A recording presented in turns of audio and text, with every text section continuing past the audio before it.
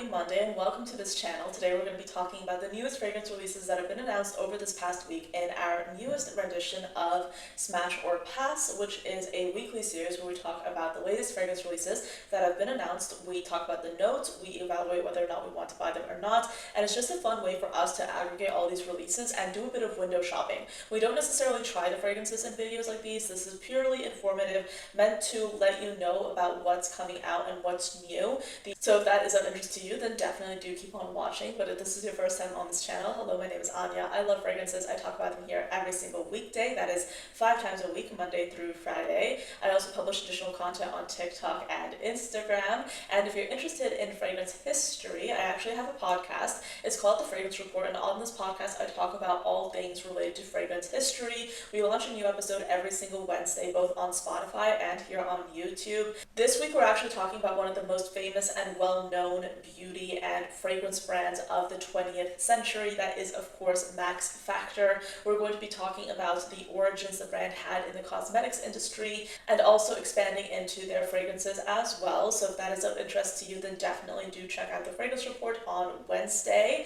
And in addition to that, if you're trying to be a little bit more mindful about the fragrances you're purchasing, if you want to be a little bit more intentional about what you're adding to your collection, I highly recommend you download my fragrance collection log and expense tracker. It's available in my Stan store. So there's a lot to cover in this video, a lot of different brands, a lot of different releases. I have mixed feelings about a lot of these, so let's get started. The first release that we have to talk about is Cosmos from House of Beau. For those of you who are unaware, House of Beau is a US based fragrance brand that is inspired by the founder's Mexican heritage, and Cosmos is their newest release. So Cosmos is inspired by the fifth element in cosmology, which is called aether. I might be mispronouncing that, but on their website they say the omnipresent fabric of the universe in which all elements live in suspension is a part of this fifth element. So Cosmos is that celestial veil where fire, ice, earth, and air intertwine in chaotic harmony.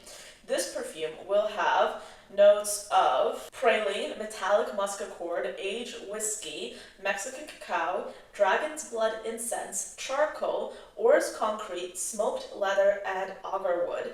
This is supposed to be a flash of cold metallic minerals that's heated and forged into a molten sweetness, releasing notes of aged whiskey and praline. Then from this fusion, a smoky veil of dragon's blood incense arises, evoking the sensation of smoke over ice. As the smoke clears, facets of leather, rich cacao, and mysterious agarwood emerge, revealing the secret duality of a fragrance that is both sophisticated and dangerously alluring.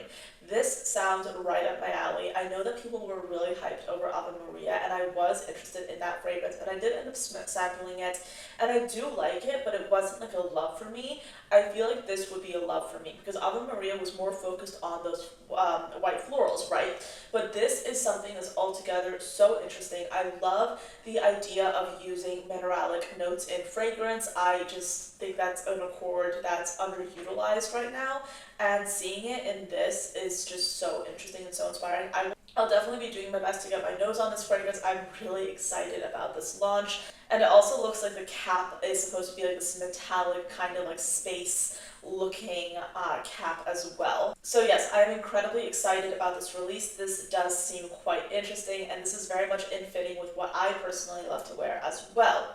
We also have a new launch by Kayali. Now this is one of those fragrances that actually launched right when I was done editing and ready to upload last week's Smash or Pass video, so I was kind of like kicking myself because I was like, this is too late to actually include in that video, so we're including it in this video. Sorry about that, but this is from their Oudgasm line. They have 2 new fragrances, Oudgasm Chocolate Oud and Oudgasm Milky Musk Oud. So let's go into these notes. So Oudgasm Chocolate Oud will have notes of spice, rum, and caramel apple at the top, a mid of velvet orris and incense, and then a base of dark cocoa and chocolate oud.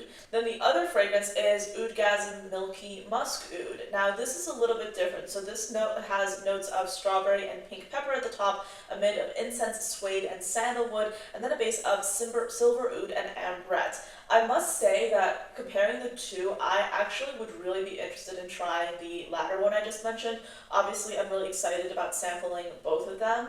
I think that this is an interesting kind of development in the Oudgasm line. I personally tried all four of the Oudgasm fragrances, I believe in Selfridges when I was in London last time, and I just did not really like them. I did not vibe with them, and I couldn't really put my finger on it. I couldn't identify why specifically I didn't like these fragrances, but it just wasn't my cup of tea. So that's why, looking at this kind of new release, I am tentatively hopeful that this could be something I like. But I will say, here's the thing. I was actually watching one of Fumi Monet's videos on TikTok, and she had like a lot to say about the polarity of Kayali releases, because there are a lot of people online who really like to say that they dislike Kayali fragrances just to say they dislike them, or they like to say that, oh yes, the Kayali fragrances smell juvenile or cheap, when in reality Kayali fragrances are one of the most successful fragrances available at Sephora, where they sell the fragrances. And no matter what anyone might think of the perfumes, regardless, everyone seems to really love Kayali. Kayali has done this amazing thing where they tend to really cater towards their customer base, and if you like one of their fragrances, you're probably going to like the rest of them. I personally am not someone who has really felt the same way about Kayali. I don't love all their fragrances. I own like maybe a few travel sizes, and I do like them, but I don't love them enough to justify getting myself a full bottle. But I can totally respect someone's inclination or someone's interest in getting a Kayali fragrance for themselves. They just have never really worked on me, but I'm always open to trying new releases from them out in store, and if I like them, I'll buy them. But I will say, this kind of brings me to my next point. They had like an April Fool's joke where they did a photo shoot with this fragrance called like Kitten Musk, and I think people kind of fell for it. I think I was one of those people because it just seemed like super legit, if I'm being honest. People fell for it, people were super into it, and then it was basically, revealed that this was an April Fool's joke. I think it's worth kind of evaluating whether or not it's actually useful or it's worthwhile for brands to be coming out with these like kind of fantasy fragrances that their customer base actually does end up liking, only for the brand to roll back and say this was actually a joke. Surprise, we're not actually coming out with this fragrance. Because, and this is like what I was seeing online, a lot of people seemed really excited about Kitten Musk, more so than this release. People kept saying like, oh, like we want to see Kitten Musk, we don't want to see this. And granted, what people are saying online may be totally different than their consumer data, than what people actually buy, because the actual customers, the people that are walking into stores and buying the fragrances, I mean, a lot of them probably don't even know anything about fragrance social media, but they just gravitate towards the fragrances, right? So take whatever I say or what anyone online says in commentary about any brand with a heaping pinch of salt, because this is just commentary. But I kind of do wish they had come out with Kitten Musk. I feel like if they kind of launched Kitten Musk as a joke, then rolled it back and said, just kidding, we're still launching it, even if it's limited edition, I feel like their customers might really like that. Whereas they had all these interesting ideas. They had a My Papaya inspired release that I actually did cover because it was a worthwhile thing for me to like include because I thought it was interesting. So they had the papaya fragrance, which was like a little bit of like a lackluster launch. They had Kitten Musk, which seemed to be pretty well received, and then they had these actual launches, and people are looking at those fantasy launches and comparing them. Even I don't even know if that was the intention, but it's interesting to think about. I find marketing and the way that people run their brands really fascinating, so that's why I like to talk about stuff like this. Next up, we have a new release by Kajal. This is called Topaz. Now they had like a huge launch for this, I believe in New York. I saw it on social media and it looked quite interesting. But this fragrance has top notes of black lemon, elderflower, rum oil, and orange blossom, a mid of cassis CO2, cedarwood, candied lemon, and rose absolute, and then a base of grey amber, ambroxan musk, and cashmere wood. Now, I don't own anything from Kajal, but I do admire the brand. They seem to really come out with interesting fragrances that have a lot of depth to them. So this is something that I would definitely like to sample, but specifically from Kajal, for those of you who are completely unaware of the brand, in my mind, they tend to do their fruity notes really well and their citruses really well. So they tend to create these fragrances that are, yes, quite potent, but they do last a really long time. They are made to be long wearing, so if that sounds interesting to you, then definitely check out this brand. So yes, this is a new fragrance from Kajal that's meant to be a unisex scent. And then we have another interesting release from Danam. Danam is a Vietnamese fragrance house, and their newest collection is inspired by China. And as part of this collection, they are launching Oolong, or Pomelo Oolong, and this fragrance will have notes of oolong tea, osmanthus, porcelain, pomelo, and white musk.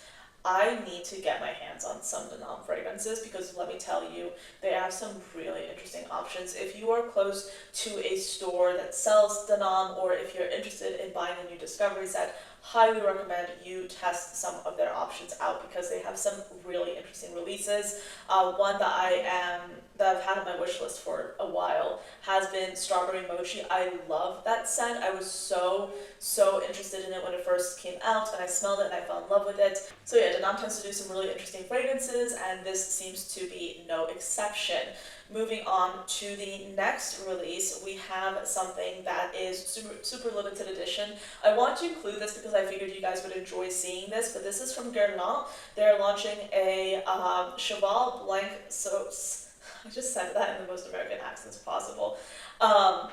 They're launching a Cheval Blanc Saint Tropez fragrance, and this, what I want to show you is the new bee bottle design, which is super limited edition, but isn't this absolutely beautiful? So Cheval Blanc, if we actually look at the notes, this is a woody powdery perfume that features two very simple notes, just sandalwood and musk. But I thought that the bee bottle, like that signature, like very limited edition design, was absolutely stunning, and I just could not resist showing this to you. We then have a new launch by Chanel. They're launching a Bleu de Chanel exclusive fragrance, which is a flanker, but I saw an article on iFragrance that basically had the author try to pull the estimate in terms of like what he interpreted the fragrance as, because apparently the fragrance notes have not been released as of me recording this, but he estimated that the notes include lavender, bergamot, lemon peel, sandalwood, leather accord, Virginia cedar, patchouli, and jasmine.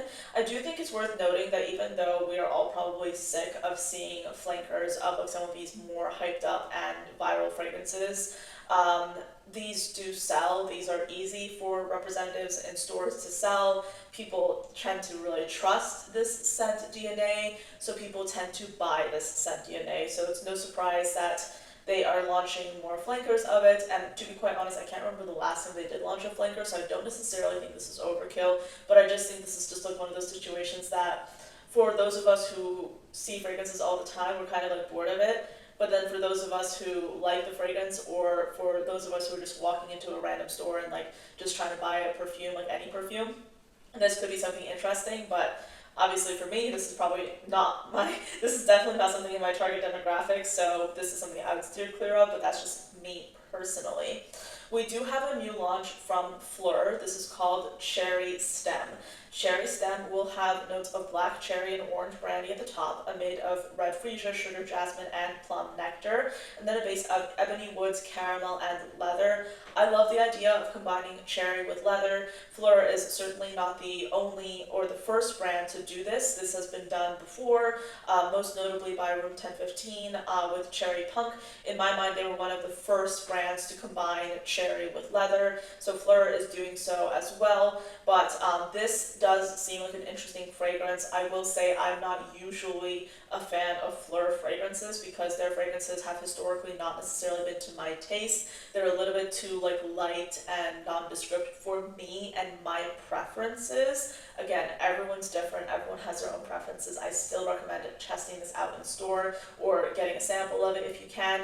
And I will also be testing this out myself, but do I necessarily need a new fragrance that has cherry notes? No, but this does seem like an interesting release that I will be testing in the stores. We also have a new launch from Estee Lauder. This is Beautiful Magnolia, and this is a flavor of that fragrance, Beautiful Magnolia. This is Beautiful Magnolia Phlur. Now, this fragrance will have notes of mandarin, bergamot, magnolia, and pink pepper at the top, a mid of solar gardenia accord, jasmine, orange flower, and rose, and then a base of cedarwood, benzoin, and amber tonic accord. Beautiful Magnolia is one of those fragrances that you can like walk into a department store with the intention of buying something as a gift for someone, and it's one of those fragrances that you can just like get that fragrance, and it's a pretty safe, giftable fragrance. Like that's what I think about whenever I think of really any of the Estee Lauder fragrances. Like I don't see them as fragrances I buy for myself, but I see them as fragrances I buy for, like, for example, my mom. You know, I bought her like a few Estee Lauder fragrances over the years, and she's absolutely loved them. And I'm not saying that to like date the fragrances by any means, but I just feel like there are different kind of types of people or types of consumers that enjoy various fragrances, and Beautiful Magnolia to me is just one of those fragrances that is a very giftable scent, but it's not necessarily something that I would buy for myself. Miu Miu Fragrances was recently acquired by L'Oreal, and they have launched their first fragrance under this new license called Miu. So that's spelled Miutine by Miu Miu, and this is a feminine leaning fragrance that's supposed to capture the Italian label's rogue, rebellious spirit. Of course, they're doing it with a beige perfume. We have top notes of strawberry, a mid of gardenia, jasmine, rose, brown sugar, and vanilla, and then a base of moss, amber, and patchouli. Tell me why, okay, this is like me being a bit of a hater, tell me why they are launching a rebellious fragrance, but they have notes of gardenia, jasmine, rose, vanilla, and strawberry. No leather? Like, okay, here's the thing. I equate rebellion with leather. Like, you can't say, this is, okay, granted, they're not, like, saying it overtly, but they're saying it in the brief. Like, they're saying it in, like, the marketing brief for this fragrance. You're launching a fragrance inspired by rebellion, and you're not putting leather in it. Am I overreacting? Tell me, please. Tell me if I'm overreacting. But I just think that that's a really funny way of marketing a fragrance. Yeah. Okay. But yeah, let me know. What do you think of this release? I personally am probably going to pass on it. This just doesn't seem like it would be my cup of tea. Not really into it. But I will say the bottle does look rather cute. So if this is interesting to you, definitely check it out and let us know what you think. That's pretty much it for this video. These are all the fragrances we have to cover today. Do let me know, what did you think of these releases? Are you excited about them? Are you not so much about others? Do you agree or disagree with any of the points I've made? I'd be curious to hear your thoughts down in the comments below. So let's have a chat. But as always, thank you so much for watching till the end of this video. I hope you enjoyed it and found it useful, and I'll see you tomorrow. Bye!